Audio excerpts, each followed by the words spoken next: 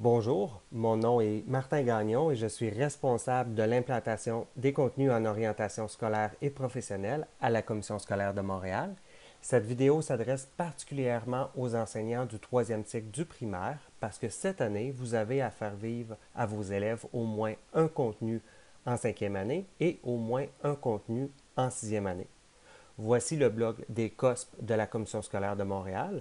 Vous pouvez y accéder à partir de l'URL suivant cybersavoir.csdm.qc.ca/COSP. COSP. L'équipe des COSP à la Commission scolaire de Montréal travaille très fort pour vous fournir du matériel clé en main.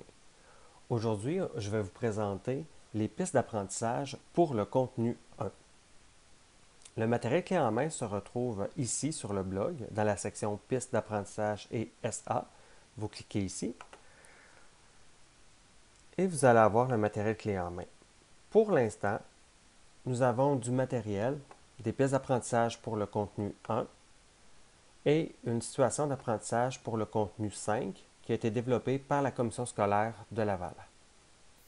Je vais vous présenter brièvement les pistes d'apprentissage pour le contenu 1 qui se nomme champ d'intérêt et aptitudes.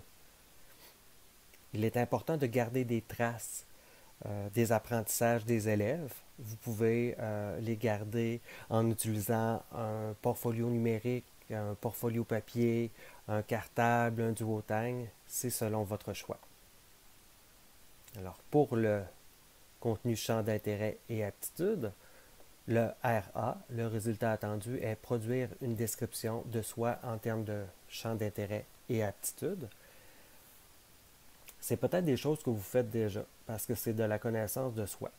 Si vous faites déjà une activité semblable, tant mieux, vous pouvez la refaire et l'adapter aux résultats attendus.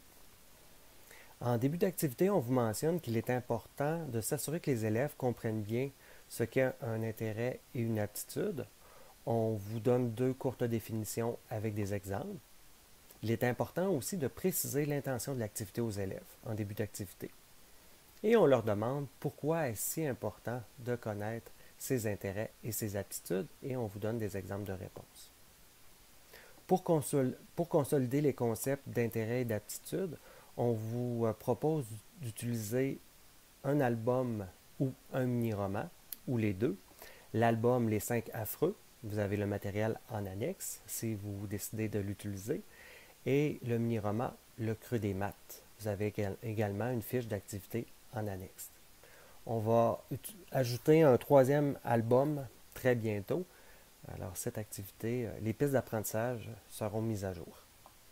Par la suite, pour s'assurer que les élèves répondent bien aux résultats attendus, on vous propose des activités que l'on a intégrées aux matières scolaires, en français et en mathématiques. Les activités sont conformes à la progression des apprentissages au troisième cycle.